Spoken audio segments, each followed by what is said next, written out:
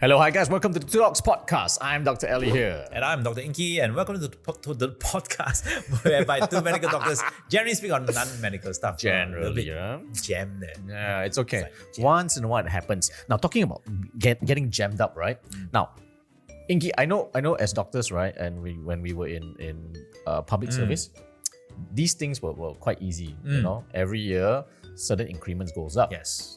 And after that, I reckon you've been self-employed. Yeah, then after that I became self-employed, and it generally goes down on a yearly basis. Yeah. So that one you just pat yourself and say, I deserve a raise, right? Yeah. Right. So now I'm gonna ask you, when you get jammed up, right? Has anyone in your employees jammed up when they want to ask you for a raise? Yeah, a lot of times they would tell me, hey, can I speak to you for a while? Oh. Okay, then you come and speak to me. So generally it's either one of two things. Yeah. Either they want to quit. Or they want an increment in their salary. Then sometimes they are a little bit straightforward. Say, hey, I've worked here already X amount of years or X amount of months, and I think I deserve a raise. That's all they say. Yeah, I think I deserve a raise. And so, Full stop. Full stop. And silence, and they expect me to say, yes, you deserve a raise. Here, this 20%. Yeah, fill up the form yourself. How many percent do you think? Yeah, exactly. Actually, that was a very interesting thing as well. I remember a couple of years back, I did a review with all my staff together. So I actually asked them, if I'm going to give you a raise, how many percent do you think I should raise? And one of the girls actually said, I deserve 300%. Oh, okay. Oh, that's a lot. That's a lot, you know? That's a big Whatever salary she wants, 3 times more. And again, there was that silent moment of awkwardness. So So how do you respond to it? huh? So how did you respond to it? How did I respond to it? I said, let's see your KPI and you justify to me, have you done 3 times the amount of value? Not work, just value. Then we'll talk. Okay. Then we'll talk. How did you respond? I respond, I think you do not deserve the raise. I generally I wouldn't tell them they don't deserve. I always ask them, could you justify to me why you deserve the raise? Then I get them to explain. Right. Then of course a lot of times they just tell me about the things that they were really supposed to do. I was like, well, do you know that that's really inside your employment contract? These are your roles. You're supposed to do that. Yeah. So why should I give you a raise for a work that I'm really paying you for? Yeah, they're going to tell you because I'm doing it very well.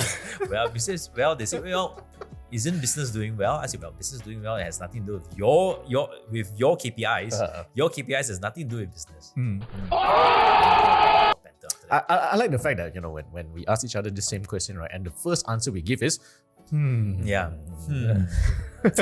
So today we're going to talk about top 5 things or top 5 ways of how not to ask for a raise. Not to ask for a raise. Interesting. Okay, so number 1, do not come unprepared. Okay, do not come unprepared. So a lot, like in your case, they come and they say, Dr. Ingky, I've worked for X amount of years and I'm doing well. Yeah. I deserve a raise. Yes. It's it's okay. I mean, you should always justify why you want a raise or why you deserve the raise, rather than telling me that you should get the raise. Correct. I mean, that's coming in totally unprepared and just asking, not even asking, that's pretty much demanding. Yes, correct. Demanding and assuming that just because you're doing something well and you're not adding extra value, therefore you deserve an automatic increment. So always come prepared. It's not just about your KPIs, but even if it's your KPI, do you exceed it? That's right. Do you exceed it? What do you do that is the extra mile? That is true. Again, take it as you're going to tip someone at a restaurant. You don't just give tips for no reason, unless you're in overseas and it's expected. In US, but if you're in Malaysia, it's not really expected to tip. Correct. Why would you want to tip someone? And let's say if you want to tip someone 20-30% off the bill, which is a lot, what are the criteria that you want to do? And it's usually because they went the extra mile. So what have you done in the extra mile, which you want to justify, and come prepared with it? Correct. Second one, coming in aggressive. Aggressive, as in how? Banging table, boom. No, they I want a raise. They won't bang, but they'll be very adamant Adamant. that Why you don't give me? Why? Ah. So Dr. Ingky will say, nope, I don't think you deserve. Then you ask back, why you think I don't deserve? So yeah, so a lot of times they become a bit aggressive, sometimes a little bit defensive as well, right? Especially when you question why they deserve the raise. Then of course they come back and say, oh, I've already done my job for you, I've already gone all out for you. Yeah. I stayed up late nights for you. It's like, as though there was a marriage relationship going on. But again, your wife doesn't ask for a raise. No. Next, don't get too emotional. Interesting. There are people who get emotional. Oh, I've never encountered this before. There are people who get emotional. I've had once whereby when I said, I didn't say no, I only said why. I only asked, why do you think? And tears starts pouring out. And it took a while before they could actually stop crying.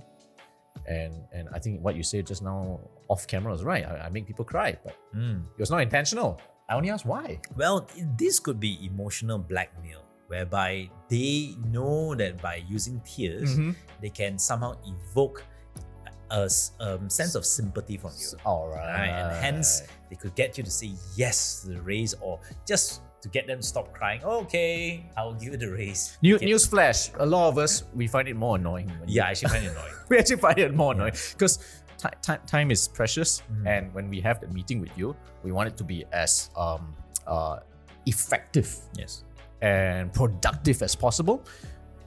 Bringing in emotion and using emotional blackmail actually wastes a lot of time. Correct. Because now we need to console you, then we need to hear a bit of story. Yeah, a lot of sob stories. A sob story, and again, it shows that you're not well prepared. You're just trying to use emotions to demand something which we may not have said no. Just ask why. Okay. So don't get emotional. Don't get emotional. Because that just kind of puts it off. Yeah. I think that also comes in together with, you're probably not prepared lah. Hence that's why when someone questions you why, you get a little bit emotional, a bit defensive, and you start crying. Yeah. Next, timing. Timing. What do you mean by timing? Timing. You don't just barge into your boss's place and seeing that maybe he's not having a good day and says, thinking there's something I want to talk to you about. Better be good about work. And then sits down and says, I need a raise. Not quite my tempo. Timing not very ngam. Now, if we were to factor this in, is there a preferred time for you if someone wants to ask you for a raise? Well, I would say generally... Don't ask lah. Generally, don't ask. Generally, don't ask. But I will give if I think you're good enough. No, if you want to ask me for a raise, all right, generally most of the time I would ask you to make an appointment with me first. Let me know that you want to come in and talk to me about something, right? And don't just, in the middle of my work, or, I'm in the middle of something, you come into my room and say, you sit down and say, I want a raise, right? So let me know ahead of time, maybe one day ahead of time. Say, hey, can I speak to you tomorrow at this particular time? And in my mind, I already know it's one of 2 or 3 things already. Yeah, you're either quitting, you want a raise, or you want an advance in your salary, right? So it's one of these. Would it make any difference to you if they were to tell you in advance, give you a preamble of the discussion? Yeah, no, I think you will actually better preempt me as well, because then I can actually go through your performance in the past 6 months, 12 months. Because then at least we as the employees are prepared too. Yeah. At least I'm prepared to tell you, hey, yes, yesterday you asked me for a performance review, or you asked me whether you deserve a raise. Yeah. And I've gone through your 6 months or 1 year performance. And guess what? I think you do deserve a raise, or you don't deserve a raise. And at least I have my justification for giving you or denying you the raise. Again, one more question on this. Is it more approachable if they were to ask you for a performance review rather than a remuneration review? Nah, it makes no difference. Now, for me, I've given both. I've given a performance review without any remunerations at the end of it, right? I do have a couple of staffs who would ask me every couple of months, how have I done in the past couple of months? So that is good. At least it allows me to keep them in check, and then give them a little bit of reassurance or a little bit of tips on how to improve. Now, of course, if you want a remuneration review, then tell me that it's a remuneration review. At least I have. At least for me, I'm a little bit better prepared. Yeah. When I come into this particular, I would say it's a negotiation. Yeah. Correct. Right. It's not a conversation. Correct. It's a It's negotiation. not a demand. Yeah, it's not a demand. Yeah. Remember, it's a negotiation between two parties. Correct. At least preempt me so that I can come to the table with proper reasons. Now, it's not excuses to deny you the raise. Yep. All right. If I feel that you are outperforming, of course I'll give you the raise. Correct. But I think as employers, we appreciate that forwardness of Yes. saying, hey, I would like to discuss about my salary. Yeah. Oh, can I make an appointment Yep. to discuss about my salary? Whether it's you want it now or you say, what else can I do? Yes. Especially that one. What else can I do to get a review of my salary? Correct. I think that correct. is a very constructive way of asking for a raise, correct. rather than saying, I've done this and therefore I think I deserve that. That is right. Yeah. That is right. And I can give you a tip as well. If you want to come in for a performance review or a remuneration review, if you bring coffee, right? That's how much higher. You say, hey boss, I bought you coffee. I'm like, dang. Damn. I want to tell you negative feedback, but okay lah. Tip. All right. Tip. That's a tip. Always know what's your boss's Yes. happy Yes. drink. And alcohol is not a right way to ask for a raise. Yes. Or is it? I don't think so. Yeah, and as you mentioned, timing, Timing. right? Don't ask for a raise outside of working hours. You might be in happy hour with your boss, you know? Yeah, And don't just And even if you're buddy with your even boss. your buddy, right? Outside of work, don't go, hey boss, guess what? I think I deserve a raise. And it's really after hours. Trust me, your boss wants to shut off that work part as well, right? As much as you. And don't ask that outside of the office. I think that is a little bit insincere. All right. Yep, that's correct. Final one. I'm just gonna throw this in. Asking the amount that you're asking. Some people. Now, okay. Oh, So this is a tricky one. So I want to ask you, what is a good amount to ask? What is a good amount to ask? Okay, so what is the sort of rule of thumb in the industry for you to jump jobs? So generally, the rule of thumb is roughly about 30%. 30%. Yeah, 30%. Correct. So if you're jumping jobs, 30% covers many things. It covers your relocation costs. It covers you actually getting into a new environment with a risk of being fired in the next 6 months. Of course, because you're on probation period. Correct. You're on probation period. You may not even be in fit, but you have that 30% extra to cover your Compensate, rental. lah. Basically to compensate. lah. Sorry, correct. So don't use that 30% to ask for a raise internally either. So what is good percentage? Again, I would say anywhere between 15, 25. Try. I feel you need to value yourself, but again, you must know what have you added in the value. Correct. I think last week we spoke about quantity versus quality. Asking for a raise is actually quantifying a lot of the quality. That's right. So the quantity, yes, but the quality of work, of achievement, and how much more have you added value into the company? It makes, for me, even greater sense when that value that you bring in, or that added value you bring in, actually has a direct or near direct impact on sales. Yeah. Especially on sales. Or Yes. it has improved the system whereby then enables sales to be better. That's my side. How about you? Yeah, I think really depends on the base of your salary. If you're coming from a very low base or very high base. So if you're coming from a really high base and if you want a 20%, 30% increment, I think it might be a little bit difficult. Yeah, bit because tricky. it's a bit tricky, right? Of course, number one. Of course, second thing is to also know the market value. Correct. Whether you are being paid below market, above market, or at market value. So if you feel that I am already performing above standards, right? Above what the company requires of me, and I'm already being paid maybe at market value, you can always request for a little bit more. I would say a good 10-15%. Yep. But if you're coming from a very low salary base, and I would say it's okay to actually ask for a 30 to even a 40% jump because your base is low. Low, correct. And once your base is low, that 30-40% is not going to impact the company's bottom dollar much. Yes. Alright? Yes. But of course, like what you mentioned, what Dr. Ali mentioned, you have to justify, hey, I'm doing 30% more work, hence I'm requesting for 30% more salary. Right? And then detail down what you have done well, what kind of changes that you've made.